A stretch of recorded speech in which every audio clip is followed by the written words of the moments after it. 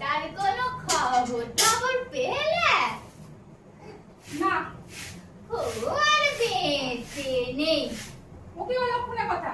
তবে একদিন দেখা নেই জানে, এখানে এলে পুলিশ ধরে ফেলবে যে। তাই তো বলি, সারা কাকদ্বীপ এলাকা জুড়ে পুলিশ তাণ্ডব নৃত্য করছে। কৃষক সমিতির লোকেদের দেখছে আর খপ করে ধরছে। তার মধ্যে যদি আবার কমিউনিস্ট হয়, তাদের গুলি করে মারছে। বলি গায়ে সুরেন বেড়াকে চেনো তো? সে গিয়েছিল বুধাখালি। কি বলবো তোমায়, স্বচক্ষে দেখে এসেছি। কৃষক সমিতির লোকেদের গাছের গুড়ির সাথে বেঁধে মারছে। তোমার ছেলেকে কি আর একদিন রেখেছে? না না, অমন কথা বলবেন না। আমার মহেন্দ্র কোনো অন্যায় করেনি যে আমার মহেন্দ্রকে ধরে ফেলবে। অন্যায় করেনি? বলি কৃষক সমিতির লোক তো? হ্যাঁ কমিউনিস্ট তো? হ্যাঁ। তবে তবে কি? কমিউনিস্টরা গোবিগাকে গোলা লুট করেছে, তাদের ঘর বাড়ি পুড়িয়ে দিয়েছে। বোকা খুঙ্গগড় এলাকায় সংখ্যাকে রাজ্য সৃষ্টি করেছে। তাই পুলিশ ওকে ছেড়ে কথা কইবে? কি যে বলেন আপনি! আমার মহেন্দ্র একটা মাছ মারতে পারে না, আর সে কিনা জমিদারের গোলায় আগুন দেবে? কোমা মহেন্দ্র, কোমা খামনে ভিটে বেড়াইতে হয়ে খাগলেও আখরে খেয়া তো খুনি বাগুমা। বলি লেখা পড়ে জানো, রেডিওর খবর খবর শোনো? না তো। তাই তো বই, বোকা ঘুমি আইটি ঘোকে কুমিরের মতি করে সব কমিউনিস্টের নামে ভুলিয়া বেরিয়েছে।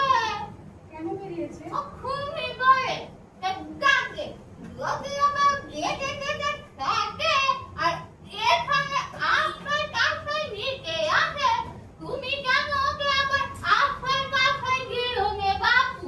তা কি করে হয়? ঘরের ছেলে ঘরে ফিরবে, তাকে ফিরিয়ে দেবো কেমন করে? ফেরাতে হবে। ওসব ঘরে ফেলে বলে ফেলে সেটাই তুলে রাখো। তুমি ফেরাতে না পারলে আমরা বাপুর গেলো তাকে ধরিয়ে দেবো। এই বয়ে দিলু, আমার তুমি ফেলে আমাদের দরকার নেই।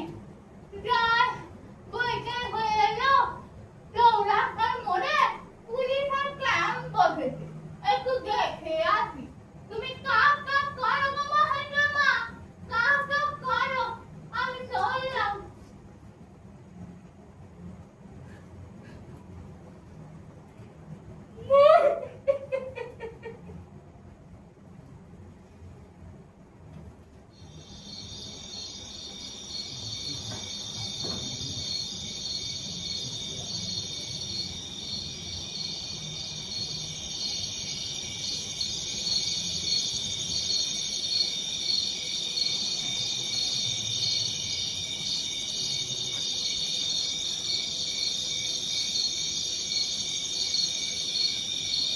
হে ভগবান, হে নারায়ণ, হে ঈশ্বর, তুমি আমার বইকে দেখো ঠাকুর। ও যেখানেই থাকুক যেন ভালো থাকে ঠাকুর, যেন ভালো থাকে, যেন ভালো থাকে ঠাকুর।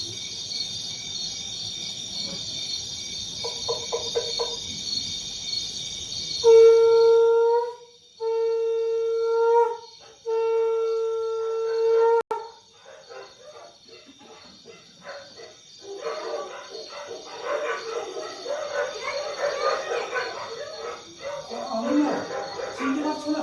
মনে করো, হ্যাঁ। আর 3 বছর আগে মনে পড়লো বাবা। ছি, মা কাঁদে না। মহেন্দ্র জানার মা তুমি, তোমার কি চোখের যা মানায়? তুই ভালো আছিস তো বাবা? হ্যাঁ। তোর কথা লাগেনি তো? না, তুমি ভালো আছো তো? হ্যাঁ। আচ্ছা। তুই কেন এলি বাবা? কেন এলাম? কেন এলাম জানো? তোমার মুখখানা যে দেখতে বড্ড ইচ্ছে করছিল মা। আর আর কেন এলাম জানো? পেট ভরে দুটো খেতে। আচ্ছা, তোরা খেতে পাস না না? পাই কম। আচ্ছা, তুই হাত মুখটা ধুয়ে নে বাবা। আরে সে পরে হবে এখন। আমি এত দূর থেকে এলাম, তোমাকে দুদণ্ড দেখি ভালো করে। আচ্ছা, তোরা কোথায় থাকিস, কি করিস? কিন্তু দিনের বেলা ঘরের গাদায় বা ধানের খেতে লুকিয়ে থাকি, আর রাত্রে আমাদের নানা কাজে এদিক ওদিক যেতে হয় মা।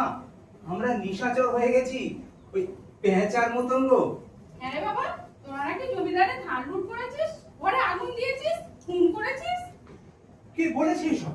লোকে বলাবলি করছিল। গোলালু করেছি? হ্যাঁ করেছি, কারণ ধান তো আর জমিদারের বাপের সম্পত্তি না। সে লুট করেছিল কৃষকের ধান, আর আমরা জমিদারের উপর বাটপাড়ি করে সেই ধান কৃষকের নিজের গলায় ফিরিয়ে দিয়েছি। আর আগুন দেওয়া বা খুন করা সে ধাপ্পাবাজি মা। কমিউনিস্টরা সব গুম খুনে বিশ্বাস করে না। হ্যাঁ রে বাবা, তোরা কমিউনিস্ট? হ্যাঁ, কমিউনিস্ট মানে কি রে?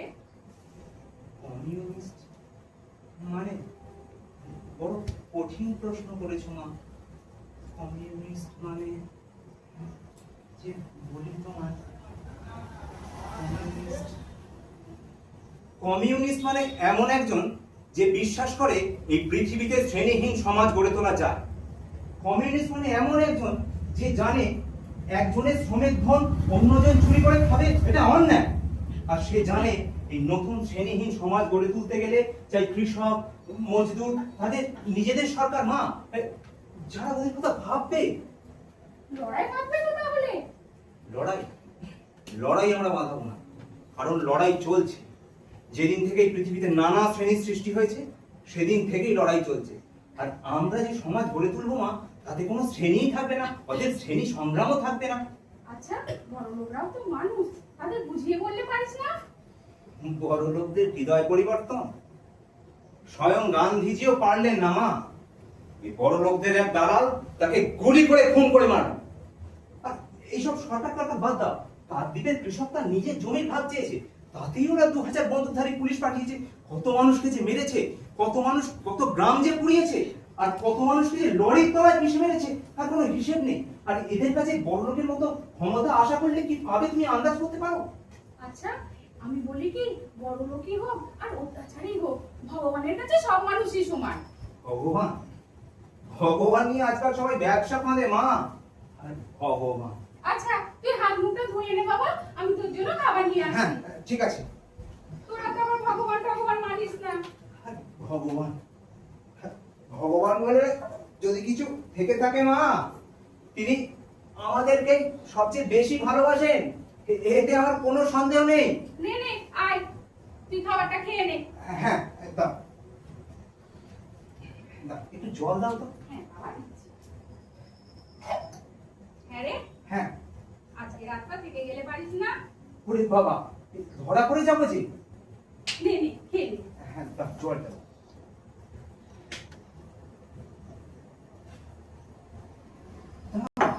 জিনিস দেওয়া আছে।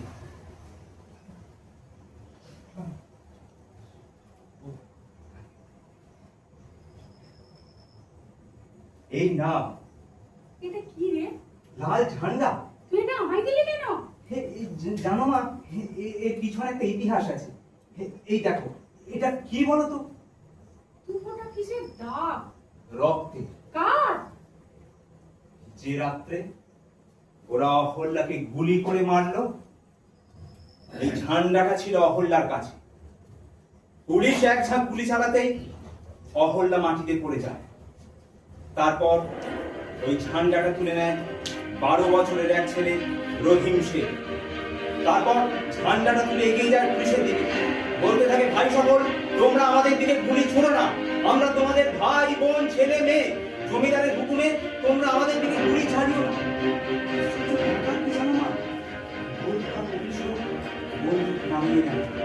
জল ভরা চোখে দেখতে থাকে অমন 12 বছরের এক ছেলে বিরক্ত।